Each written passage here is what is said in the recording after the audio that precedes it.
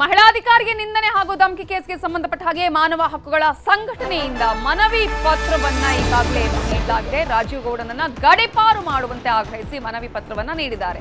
ಇಲ್ಲಿ ಒಂದ್ ಕಡೆ ಮಹಿಳಾ ಅಧಿಕಾರಿಗೆ ನಿಂದನೆ ಹಾಗೇನೆ ಧಮಕಿ ಹಾಕಿರುವಂತಹ ಕೇಸ್ ಆದ್ರೆ ಮತ್ತೊಂದ್ ಕಡೆಯಲ್ಲಿ ಮಹಿಳಾ ಆಯೋಗ ಈಗ ಏನ್ ಮಾಡ್ತಾ ಇದೆ ಅನ್ನುವಂತಹ ಪ್ರಶ್ನೆ ಕೂಡ ಇದೆ. ಯಾಕಂದ್ರೆ ಒಬ್ಬ ಮಹಿಳಾ ಅಧಿಕಾರಿಗೆ ಈ ರೀತಿಯಾಗಿ ನಿಂದನೆಯನ್ನ ಮಾಡಿರೋದು, ಧಮಕಿಯನ್ನ ಹಾಕಿರೋದು, ಜೀವ ಬೆದರಿಕೆಯನ್ನ ಒಡ್ಡಿರೋದು, ಇಷ್ಟು ದಿನಗಳ ಕಾಲ ಪ್ರತಿಯೊಂದು ವಿಚಾರಕ್ಕೂ ಬರ್ತಾ ಇದ್ದಂತಹ ಮಹಿಳಾ ಆಯೋಗ ಕೂಡ ಇಲ್ಲಿ ಎಂಟ್ರಿ ಆಗಬೇಕಾಗಿದೆ. ರಾಜೀವ್ ಗೌಡನನ್ನ ಗಡೀಪಾರು ಮಾಡುವಂತೆ ಇದೀಗ ಮಾನವ ಹಕ್ಕುಗಳ ಸಂಘಟನೆ ಪತ್ರವನ್ನ ಬರೆದಿರೋದು. ರಾಜೀವ್ ಗೌಡ ಬಂಧನಕ್ಕೆ ಸಜ್ಜಾಗಿದ್ದಾರೆ ಈಗಾಗಲೇ ಈ ಒಂದು ಸಂದರ್ಭದಲ್ಲಿ. ಆದರೆ ಪೊಲೀಸರು ಅನುಮತಿ ನೀಡದ ಹಿನ್ನೆಲೆ ಮನವಿ ಪತ್ರವನ್ನ ಸಂಘಟನೆ ನೀಡಿದ್ದು. ಈ ಕುರಿತು ರಾಜ್ಯ ಮಾನವ ಹಕ್ಕುಗಳ ಮತ್ತು ಮಾಧ್ಯಮ ಸಂಘಟನೆ ರಾಜ್ಯಾಧ್ಯಕ್ಷ ಅರುಣ್ ಕುಮಾರ್ ಜೊತೆಗೆ ನಮ್ಮ ರಿಪೋರ್ಟರ್ ದತ್ತಾತ್ರೇಯ ಮಾತನಾಡಿಸಿದ್ದಾರೆ.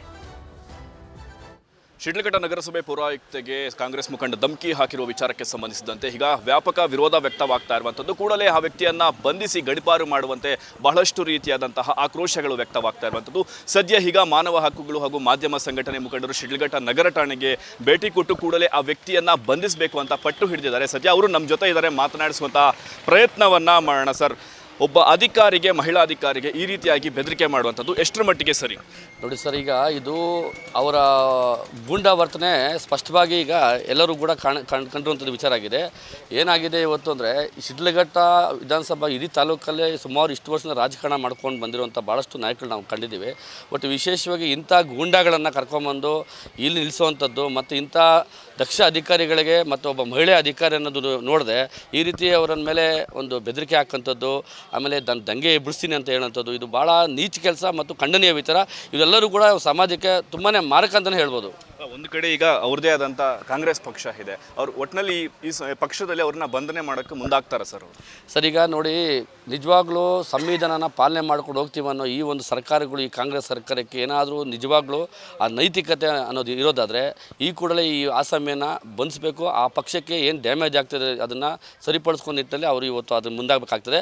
ಇಲ್ಲ ಇನ್ ಕೇಸ್ ಸರ್ಕಾರ ಇದೆ ಅನ್ನೋದು ದರ್ಪನ ಅವರು ತೋರಿಸಿದ್ರೆ ಮುಂದಿನ ದಿನಗಳಲ್ಲಿ ಸರಿಯಾದ ಪಾಠವನ್ನು ಕಲಿಸೋದು. ಈಗಾಗಲೇ ಪ್ರಕರಣ ದಾಖಲಾಗಿದೆ, 18 ಗಂಟೆಗಳು ಕಳೀತಾ ಇದ್ದಾವೆ ಪ್ರಕರಣ ದಾಖಲಾದರೂ ಸಹ ಪೊಲೀಸರು ಎಲ್ಲೋ ಒಂದು ಕಡೆ ಅವ್ರನ್ನ ಬಂಧಿಸಲು ಮುಂದಾಗ್ತಾ ಇಲ್ಲ. ಯಾವ ಕಾರಣಕ್ಕೆ ಅವ್ರು ಮುಂದಾಗ್ತಾ ಇಲ್ಲ ಅನ್ಬೋದು? ಸರ್, ನನಗೆ ಒಂದು ಅನುಮಾನ ಕಾಡುತ್ತೆ. ಮೋಸ್ಟ್ಲಿ ಪೊಲೀಸ್ ಇಲಾಖೆ ಇವತ್ತು ಈ ಘಟನೆಗೆ ಎಲ್ಲೋ ಒಂದು ಕಡೆ ಇವರು ಕೂಡ ಕುಮ್ಮಕ್ಕು ಕೊಡ್ತಾ ಇರ್ಬೋದು ಅಂತ ನನ್ನ ಅನಿಸಿಕೆ ಅಂತ ಹೇಳೋಕ್ಕೆ ಇಷ್ಟಪಡ್ತೀನಿ. ಕಾರಣ ಏನಂದರೆ, ಸಾಮಾನ್ಯವಾದ ವ್ಯಕ್ತಿಯರಾದರೂ ಈ ರೀತಿ ನಡ್ಕೊಂಡಿದ್ದ ವ್ಯಕ್ತಿ ಆಗಿದ್ದರೆ ಈ ಕೂಡಲೇ ಅವ್ರನ್ನ ಅಮಾನುಷವಾಗಿ ಇವತ್ತು ಬಂಧಿಸುವಂಥ ಪ್ರಕ್ರಿಯೆಗೆ ಪೊಲೀಸ್ ಇಲಾಖೆ ಮುಂದಾಗ್ತಿತ್ತು. ಸೊ ಈ ವ್ಯಕ್ತಿ ವಿಚಾರದಲ್ಲಿ ಯಾಕೆ ಇಷ್ಟೊಂದು ಇವರು ವಿಳಂಬ ಮಾಡ್ತಾಯಿದ್ರೆ, ಯಾಕೆ ಧೋರಣೆ ತೋರ್ತಾರೆ ಅಂದರೆ ಎಲ್ಲೋ ಒಂದು ಕಡೆ ಈ ಸಾರ್ವಜನಿಕ ಒಂದು ಅನುಮಾನ ಕಾಡಿ ಈ ಪೊಲೀಸ್ ಇಲಾಖೆ ಯಾಕೆ ಬಿಟ್ಟಿದೆ ಅಂತ ಎಲ್ಲೋ ಒಂದು ಕಡೆ ಅದೇ ನಮಗೆ ಅವರೊಂದಿಗೆ ಏನಾದರೂ ಇವರು ಶಾಮೀಲಾಗಿರೋ ಅಥವಾ ಸರ್ಕಾರ ಏನಾದರೂ ಇವರಿಗೆ ಮಾನ್ಯ ಗೃಹ ಮಂತ್ರಿ ಏನಾದರೂ ಸುತ್ತೋಲೆ ಕೊಡಿದ್ರೆ ಅದಕ್ಕಾಗಿ ನಾವು ಇವತ್ತು ಕೂಡ ಒತ್ತಾಯ ಮಾಡ್ತಿದ್ವಿ ಆ ವ್ಯಕ್ತಿನ ಈ ಕೂಡಲೇ ಬಂಧಿಸಬೇಕು.